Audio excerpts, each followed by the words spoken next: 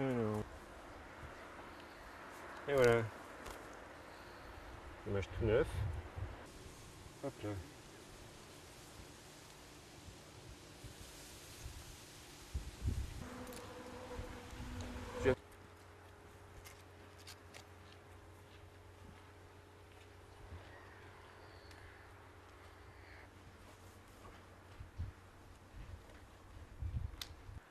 C'était une femelle adulte. Il y a des plumes blanches à la queue, c'est marrant. Donc là je vais mettre la bague. Donc c'est SC39304. On met la bague autour du tarse. On ferme à la main et on fignole à la pince pour que ça soit bien jointif. Hop là. Femelle.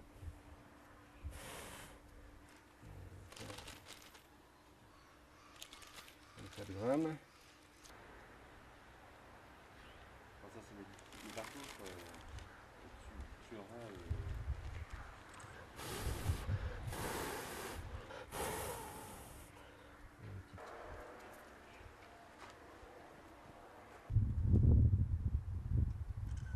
Donc on prend une demi-seringue. 250 microlitres. Des fois, on attrape des moineaux qui sont mal en point. Bon, il meurt. Bon, maintenant qu'il est bagué, on a fait la prise de sang, on le relâche. Bon, ça se passe très bien. Les oiseaux sont nourris tous les jours. On donne plusieurs dizaines de kilos de riz tous les jours pour les flamands, pour les canards et puis pour les autres oiseaux qui en profitent. Donc on a choisi ce site parce qu'il y a énormément de moineaux. Il y en a plusieurs milliers qui sont capturés chaque année. Donc on vient régulièrement, on capture les moineaux, on les bague et on fait des prises de sang. Donc le moineau est une espèce sédentaire. Donc s'ils sont contaminés par le virus West Nile, ça sera forcément dans le parc ou aux environs. Au maximum, ils se déplacent de 2-3 km en général. Donc c'est une espèce très intéressante comme exemple d'espèce sédentaire. Et en plus, le moineau a souvent été trouvé porteur du virus de West Nile. Enfin, du moins, on trouve des anticorps qui attestent de la présence du virus quelques temps avant. L'intérêt de ce travail, c'est qu'on obtient des données sur la séroprévalence, c'est-à-dire le pourcentage d'oiseaux qui ont été infectés par le virus West Nile et qui portent des anticorps. Donc, on prélève du sang, après on centrifuge et c'est analysé par des partenaires du projet Eden et qui recherchent la présence d'anticorps. Donc cette séroprévalence, elle varie selon les sites, selon les espèces, selon les années, selon les saisons. Et c'est en choisissant un certain nombre d'espèces, un nombre limité d'espèces dans certains habitats, certains sites, qu'on arrivera à mieux connaître comment circule le virus, donc comment fonctionne la maladie de West Nile en Camargue. Donc je mets les tubes dans la centrifugeuse, 2 et 3. Et c'est parti pour 6 minutes à 3000 tours par minute. Donc maintenant, on va extraire le sérum.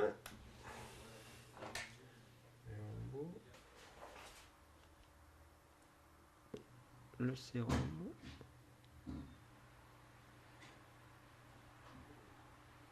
Voilà.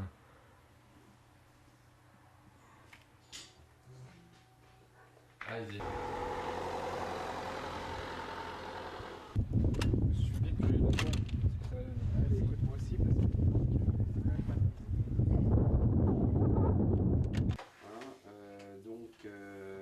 Ensuite, on attend un retour pour commencer à la rédaction du rapport. Quoi. Oui. D'accord. Donc, Où le rapport est transmis en général. Envoie ses rapports en dernière minute. et les plateformes Afrique, on avait. Oui, voilà. On doit éviter. Les études qui sont réalisées sont nombreuses, qu'elles sont liées en fait à la diversité des maladies qui sont étudiées. On n'a pas voulu aborder l'ensemble des maladies concernées par ces questions-là. On a essayé de retenir des groupes de maladies, je dirais, emblématiques, caractéristiques de chacun des problèmes auxquels on voulait faire référence. Donc, par exemple, le paludisme, par exemple la fièvre du Nil occidental ou la fièvre West Nile. la fièvre de la vallée du Rift pour les gens qui travaillent en Afrique plus spécifiquement.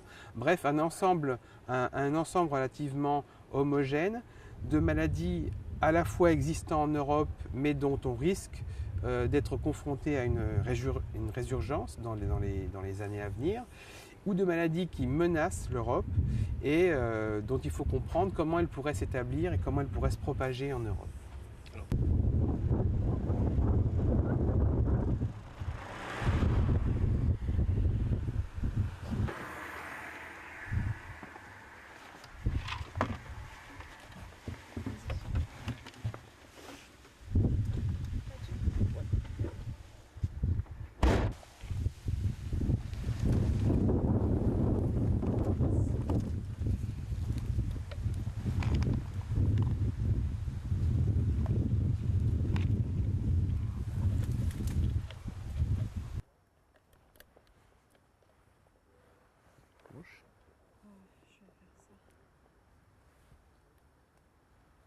Donc c'est un piège à moustiques qui fonctionne au CO2.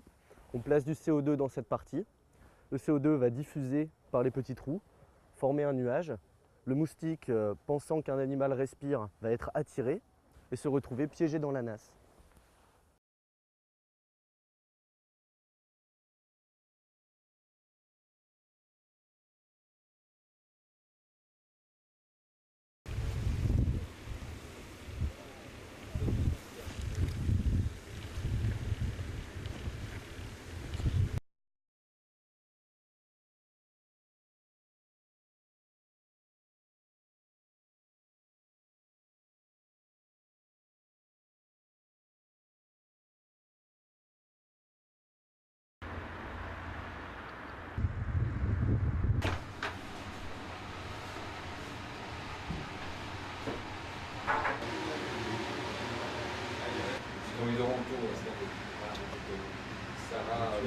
Cette pullule là,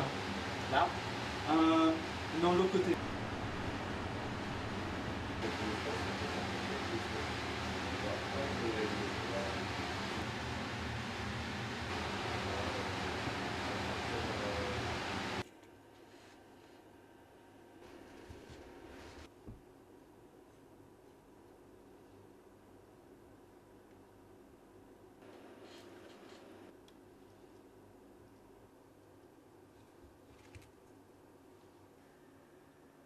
Le petit bout là, le traîne là.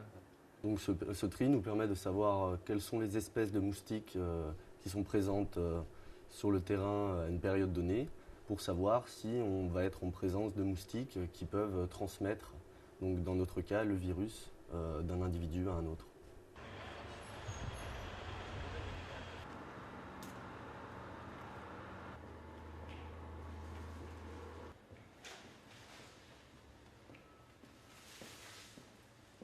West Nile is a very interesting virus. It's a virus of nature.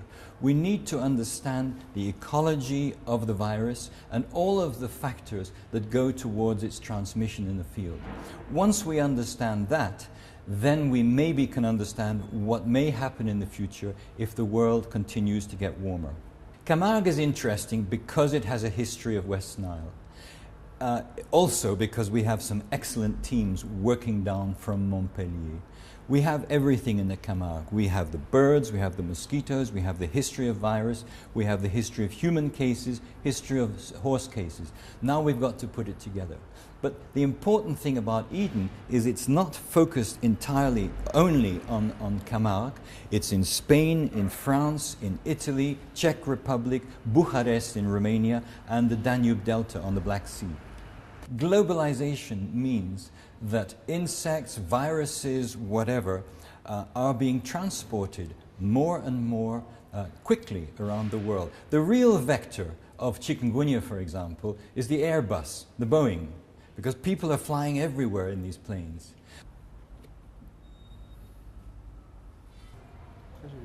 That's incredible.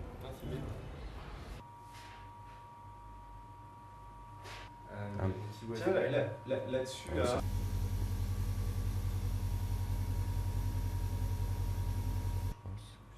Mais à la limite, là, il y en a.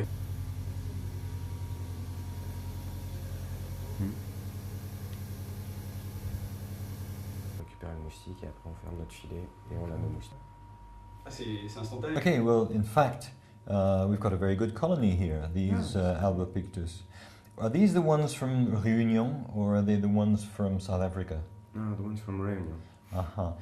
And they seem to be well doing with the feed. This is a very, very good specimens. I'm very glad that we've got this colony going. Yeah. We'll be able to do our work with the Réunion transgenics a little bit later.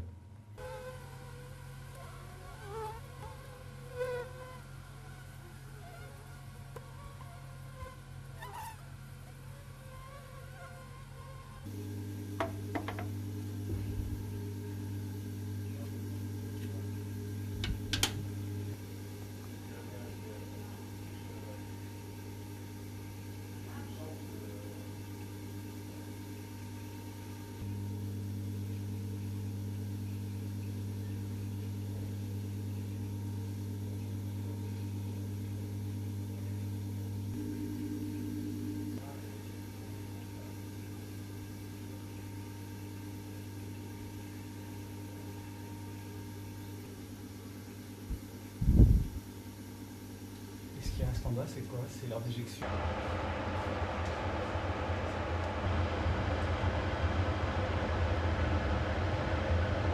Après avoir capturé des moustiques sur le terrain, il est nécessaire de pouvoir les identifier. Dans ce cadre, on procède tout d'abord à une identification morphologique avec une loupe binoculaire. Et ensuite, pour certaines espèces, on est obligé de passer par une identification moléculaire qui travaille sur l'ADN du moustique. C'est parti.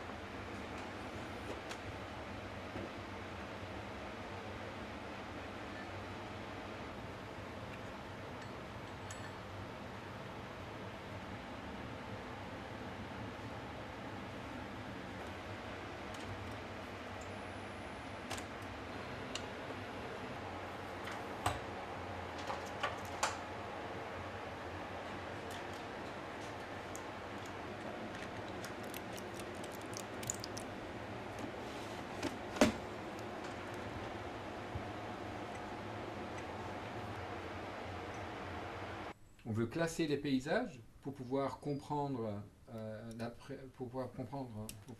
expliquer les zones de présence de vecteurs. À partir d'images satellites et de données que l'on va chercher sur le terrain, on va arriver à caractériser l'environnement naturel et à essayer de rechercher la présence de moustiques et d'oiseaux. Ça sert à terme à mettre en place un système de gestion de crise qui permettra au pouvoir public d'être alerté le plus rapidement possible dès l'apparition éventuelle d'un virus.